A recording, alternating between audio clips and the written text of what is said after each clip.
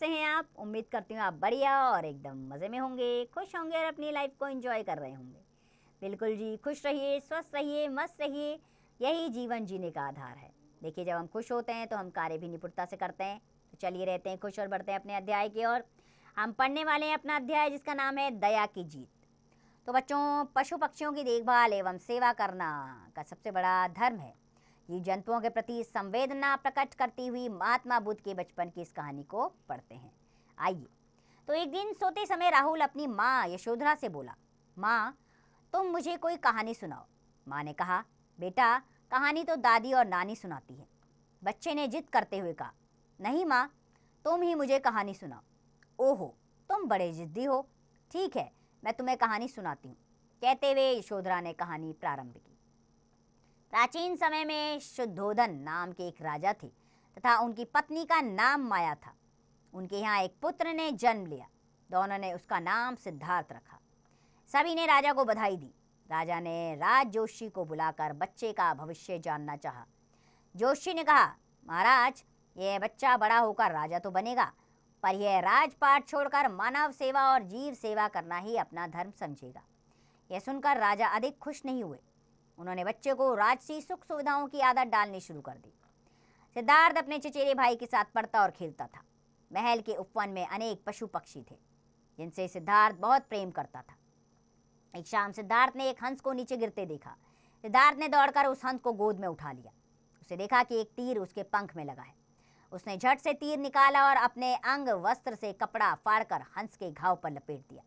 तभी वहां उसका चचेरा भाई देवदत्त हाथ में धनुष लिए आया। उसने कहा, सिद्धार्थ, यह हंस मेरा है, इसे मुझे दे दो। नहीं देवदत्त, यह घायल है, मैं तुम्हें इसे नहीं दे सकता। दुखी होकर सिद्धार्थ बोला, तुम्हें दुखी होने की आवश्यकता नहीं है, यह जंगली हंस है, इसे मुझे दे दो। देवदत्त ने अधिकार पूर्वक कहा। उसने कहा, इस पर मुझे मेरा अधिकार है, इसलिए मुझे दे दो, पर घायल पक्षी को मैं नहीं दे सकता, इसकी रक्षा करना मेरा धर्म है। यह सुनकर देवदत्त क्रोधित होकर बोला, इसे मैंने मारा है, यह मेरा शिकार है और इस पर मेरा अधिकार है। सिद्धार्थ ने शांत भाव से उत्तर दिया, मैंने इसे बचाया है, इसलिए यह मेरा है। कहानी सुनाते सुनाते माँ ने राहुल से पूछा, राहुल, हंस पर किसका अधिकार होना चाहिए? राहुल ने कहा, माँ, हंस को बचाने वाले को ही मिलना चाहिए। माँ ने प्रसन्न होकर कहा, उचित कहा बेटा। वे दोनों भी लड़ते लड़ते राजा के पास न्याय के लिए गए। तो राजा ने फैसला किया, हंस पर पहला अधिकार सिद्धार्थ का है, क्योंकि भक्षक से रक्षक महान होता है। अतः हंस सिद्धार्थ को ही मिलेगा। यही सिद्धार्थ बड़े होकर महात्मा बुद्ध कहलाए, जिन्होंने अपना समस्त जीवन सत्य, अहिंसा, परोपकार व मानव धन को समर्पित कर दिया। तो बच्चों, इस पाठ से हमने सीखा कि मारने वाले से बचाने वाला बड़ा होता है। अतः जीवों के प्रति संवेदनशील हमें रहना चाहिए। तो बच्चों, अब आपने क्या करना है? महात्मा बुद्ध के जीवन, कार्यों और शिक्षा के विषय में जानकारी और प्राप्त करनी है। आपने अपने अंदर दया और करुणा जैसे गुण अपनाने हैं। ठीक है, तो चलिए अभ्यास प्रश्नों की ओर बढ़ जाते हैं। सबसे पहले मौखिक प्रश्न। पहला प्रश्न, राजा शुद्धोधन की पत्नी का नाम था। राजा शुद्धोधन की पत्नी का नाम यशोधरा था। इसी प्रकार बाकी के प्रश्नों के उत्तर स्वयं दीजिए। दूसरा, इसमें सही विकल्प ढूंढना है। पहला वाक्य, राहुल की माता का क्या नाम था? तो यशोधरा, दूसरा विकल्प सही है। इसी प्रकार बाकी के विकल्प स्वयं ढूंढिए। तीसरा, सही और गलत का निशान लगाइए। बच्चे ने नानी को कहानी सुनाने के लिए कहा, नहीं, माता को कहा था, तो इस पर गलत का निशान लगाइए। बाकी के सही गलत के निशान स्वयं लगाएंगे आप। चौथा, प्रश्नों के उत्तर लिखिए।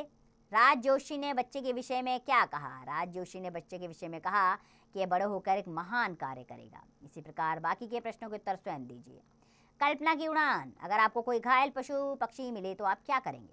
अपने मित्रों से उसकी सहायता करने को कहेंगे, उसको परेशान करेंगे, उस पर कोई ध्यान नहीं देंगे, उसके जख्म पर दवाई लगाकर उसे भोजन देंगे। अब बताइए, इनमें से कौन सा कार्य करेंगे आप? उस पर निशान लगाइएगा। भाषा के बारे में पहला प्रश्न, कुछ शब्द समान अर्थ वाले लगते हैं, किंतु उनके अर्थ में सूक्ष्म अंतर होता है, यानी कि छोटा सा अंतर होता है। उन्हें एकार्थक प्रतीत होने वाले शब्द कहते हैं, जैसे कि पुत्र, अपना बेटा, और बालक, कोई भी लड़का। अब इन शब्दों से ऐसे वाक्य बनाइए जिनसे अलग अलग अर्थ स्पष्ट हो जाए। जैसे कृपा, छोटों की सहायता करना, हमें अपने से छोटों पर कृपा रखनी चाहिए। दया, किसी से सहानुभूति रखना, किसी भी गरीब पर दया रखना अच्छा काम होता है। इसी प्रकार बाकी के वाक्य के प्रयोग स्वयं कीजिए। दूसरा, दिए गए शब्दों को शब्दकोश के क्रम से लगाइए। डलिया, दिन, गमला, कोशिश, महरम। बच्चों इसमें क्या करना है आपने, शब्दकोश यानी कि जो वर्ण पहले आता है उस वर्ण को आप पहले लगाएंगे, ठीक है, क ख ग घ और अ आ इ के अनुसार। तीसरा, निम्नलिखित शब्दों के विलोम शब्द लिखिए। रक्षक का विलोम होता है भक्षक।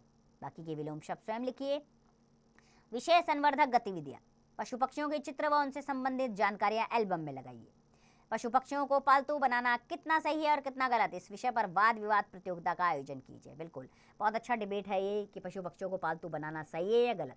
इस पर एक स्वस्थ चर्चा का और वाद विवाद का आयोजन आपकी कक्षा में होना चाहिए, ताकि बच्चे अपने अपना विचार व्यक्त कर सकें। कुछ विचार आपके हों और कुछ बाकी बच्चों के। इससे मिला जुला एक निष्कर्ष निकाला जा सकता है जो आपके लिए बहुत लाभकारी होगा।